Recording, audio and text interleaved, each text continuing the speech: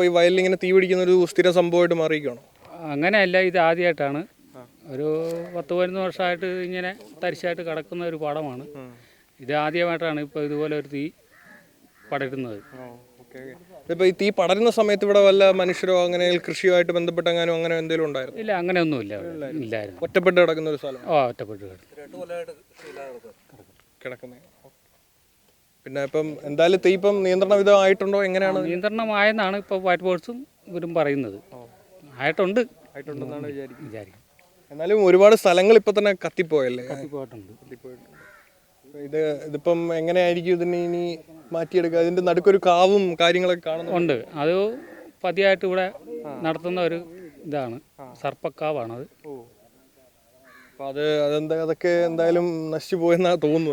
ഇല്ല, അത് ചൂടടിച്ചിട്ടുണ്ട്, എന്നാലും വലിയ കുഴപ്പമില്ല. അത് ഈ തീപിടുത്തം തുടങ്ങിയതെന്ന് പറഞ്ഞു കഴിഞ്ഞാൽ ഇതിന് അറ്റം പാടാ, ഇവിടുന്ന് അങ്ങോട്ട് പാടം തുടങ്ങുന്നതല്ല, അവിടുന്ന് തീ വരുമായിരുന്നു, തീ കത്തി വരുമായിരുന്നു. എങ്ങനെയാ പിടിച്ചതെന്ന് അറിയത്തില്ല.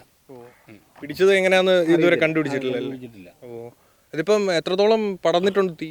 ഇതിപ്പോൾ ഞാൻ നല്ല രീതിയിൽ പടർന്ന് പിടിച്ചിട്ടുണ്ട്. ഇതുപോലെ തീ ഇതുവരെ അണഞ്ഞിട്ടുമില്ല.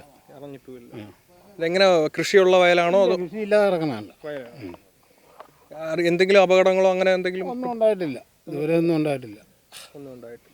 ഇപ്പൊ വേനൽ കാരണം ഇപ്പം മൊത്തത്തില് ഉണങ്ങി കിടക്കുന്ന ഒരു സാഹചര്യം കൊണ്ട് അങ്ങനെ തീ പിടിച്ച് പടർന്ന് പിടിച്ച് പോയതാ. കാറ്റും ശരിക്കും കാറ്റുണ്ട്.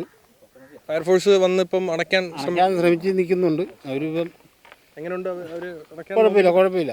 അവരിപ്പം നിലവിൽ ആണല്ലേ, അവർ അതിൻ്റെ നല്ല രീതിയിലുള്ള ഇത് നടത്തുന്നുണ്ട്.